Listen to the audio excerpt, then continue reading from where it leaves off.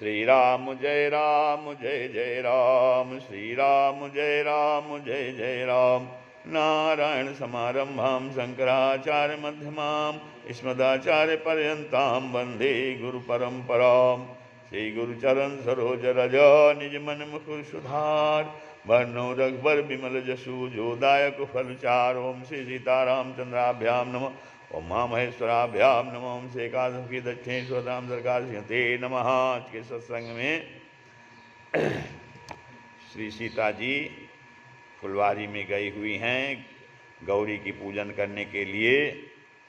तो वहाँ पे गौरी आशीर्वाद देती हैं, अरे सुन सिय सत्य आशीष हमारी, तुझी मन कामना तुम्हारी। सुन सिय सत्य आशीष हमारी, तुझी मन कामना तुम्हारी। नारद बचन सदा सुचि साचा, जो बरु मिली जाहि मनुराचा। नारद बचन सदा सुचि साचा, सो बरु मिली का जाहि मनुराचा। हे सीता जी कहती हैं, वो गौरी कहती हैं सीता जी को आशीर्वाद देते हुए कि हे सीता, हमारी सच्ची आशीष सुनो, तुम्हारी मनोकामना पूरी होगी। नारद जी का वचन सदा पवित्र अर्थात संशय भ्रम आदि दोषों से रहित और सत्य है। जिसमें तुम्हारा मन अनुरक्त हो गया है वही वर तुमको मिलेगा। मनु जाहि राचो मिली सो बरु सहज सुंदर सांवरो। करुणा निधान सुजानशील स्नेहु जानत रावरो। एहि भांति गौरी आशीष सुन सिय सहित ही हर्षि अली। तुलसी भवानी पूज पुनि पुनि मुदित मन मंदिर चली। जानि गौरी अनुकूल सियहि हर सुन जाय कही। मंजुल मंगल मूल भाम अंग भरकन लगे। सियावर रामचंद्र की जय। तो गौरी जी कहती हैं कि हे सीता, जिसमें तुम्हारा मन अनुरक्त हो गया है, लग गया है, वही स्वभाव से ही सुंदर सांवला श्री रामचंद्र जी तुमको मिलेंगे। वो दया का खजाना है और सुजान सर्वज्ञ हैं, तुम्हारे शील और स्नेह को जानते हैं। इस प्रकार गौरी जी का आशीर्वाद सुन करके जानकी समेत सब सखियां हृदय में हर्षित हुईं।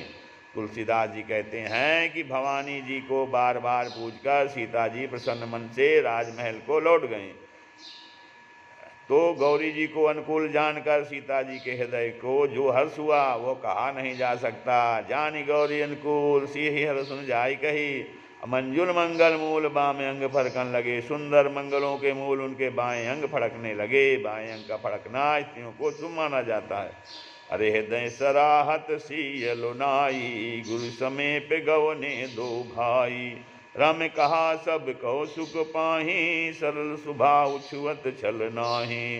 तो हृदय में सीता जी के सौंदर्य की सराहना करते हुए इधर दोनों भाई भी गुरु जी के पास गए। श्री रामचंद्र जी ने विश्वामित्र जी से सब कुछ कह दिया, क्योंकि उनका सरल स्वभाव है, छल तो उन्हें छूता भी नहीं है। असुमन पाई मुनि पूजा कीन्ही, पुनि आशीष दुहु भई दीन्ही। सुफल मनोरथ हो तुम्हारे, राम लखन सुनि भय सुखारे। तो फूल पाकर विश्वामित्र जी ने मुनि जी ने पूजा किया। फिर दोनों भाइयों को आशीर्वाद दिया कि तुम्हारे मनोरथ सफल हों। यह सुनकर श्री राम जी और श्री लक्ष्मण जी सुखी हुए। तो करी भोजन मुनि बर विज्ञानी, लगे कहन कछु कथा पुरानी। विगत दिवस गुरु आय सुपाई, संध्या करन चले दो भाई। श्रेष्ठ विज्ञानी मुनि विश्वामित्र जी भोजन करके कुछ प्राचीन कथाएं कहने लगे। इतने में दिन बीत गया और गुरु की आज्ञा पाकर दोनों भाई संध्या करने चले। अपराची दिशि शशि उयौ सुहावा, सिय मुख सरिस देख सुख पावा। बहुर विचारु कीन्ह मन माही, सिय बदन समहिम कर नाही। तो पूर्व दिशा में सुंदर चंद्रमा उदय हुआ। श्री रामचंद्र जी ने उसे सीता जी के मुख के समान देखकर सुख पाया। फिर मन में विचार किया कि यह चंद्रमा सीता जी के मुख के समान नहीं है। अरे जन्म सिंधु पिन बंधु विषु, दिन मलिन सकलंक। असीय मुख समता पाव किमी, चंदु बापुरो रंग। खारे समुद्र में तो इसका जन्म हुआ है चंद्रमा का, फिर उस समुद्र के उत्पन्न होने के कारण विष इसका भाई है, और दिन में यह मलिन शोभाहीन निस्तेज रहता है और कलंकी काले दाग से युक्त है। बेचारा गरीब चंद्रमा सीता जी के मुख की बराबरी कैसे पा सकता है। फिर यह घटता बढ़ता है और विरहिणी स्त्रियों को दुख देने वाला है। राहु अपनी संधि में पाकर इसे घस लेता है। चकवे को चकवी के वियोग का शोक देने वाला और कमल का बैरी उसे मुरझा देने वाला है। हे चंद्रमा, तुझमें बहुत से अवगुण हैं जो श्री सीता जी में नहीं हैं। अतः जानकी के मुख को तुझे उपमा देने में बड़ा अनुचित कर्म करने का दोष लगेगा। इस प्रकार चंद्रमा के बहाने सीता जी के मुख की छवि का वर्णन करके बड़ी रात हो गई। जान वे गुरु जी के पास चले। फिर मुनि के चरणों में प्रणाम करके श्री रामचंद्र जी और श्री लक्ष्मण जी आज्ञा पाकर उन्होंने विश्राम किया। रात बीत गए। श्री रघुनाथ जी जागे और भाई को देखकर ऐसा कहने लगे, हे तात देखो, कमल चक्रवाक और समस्त संसार को सुख देने वाला अरुणोदय हुआ है। लक्ष्मण जी दोनों हाथ जोड़कर प्रभु के प्रभाव को सूचित करने वाली कोमल वाणी बोले, अरुणोदय सकुचे कुमुद उदगन ज्योति मलिन, जिम तुम्हारे आगमन सुनी भय नृपति बलहीन। तो अरुणोदय होने से कुमुदनी सकुचा गई और तारागणों का प्रकाश फीका पड़ गया। इस प्रकार आपका आना सुनकर सब राजा बलहीन हो गए। तो सब राजा रूपी तारे उजाला अर्थात नग्न प्रकाश करते हैं, पर वे धनुष रूपी महान अंधकार को हटा नहीं सकते। रात्रि का अंत होने से जैसे कमल, चकवे, भौरे और नाना प्रकार के पक्षी हर्षित हो रहे हैं, वैसे ही प्रभु आपके सब भक्त धनुष टूटने पर सुखी होंगे। सूर्योदय हुआ, बिना ही परिश्रम अंधकार नष्ट हो गया, सारे तारे छिप गए, संसार में तेज का प्रकाश हो गया।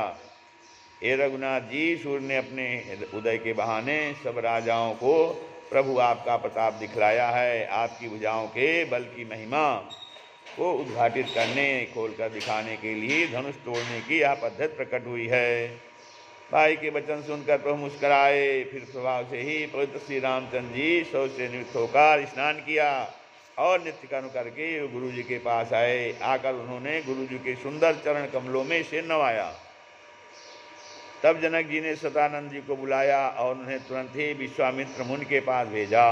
उन्होंने आकर जनक जी को विनती सुनाई। विश्वामित्र जी ने हर्षित होकर दोनों भाइयों को बुलाया। सतानंद पदबंदी प्रभु बैठे गुरु पहीं जाय, चलो उतात मुनि कहो तब पठवा जनक बुलाए। सतानंद जी के चरणों की वंदना करके प्रभु श्री रामचंद्र जी गुरु के पास जा बैठे। तब मुन्ने कहा, हे तात चलो, जनक जी ने बुला ली भेजा है। श्री राम जय जय।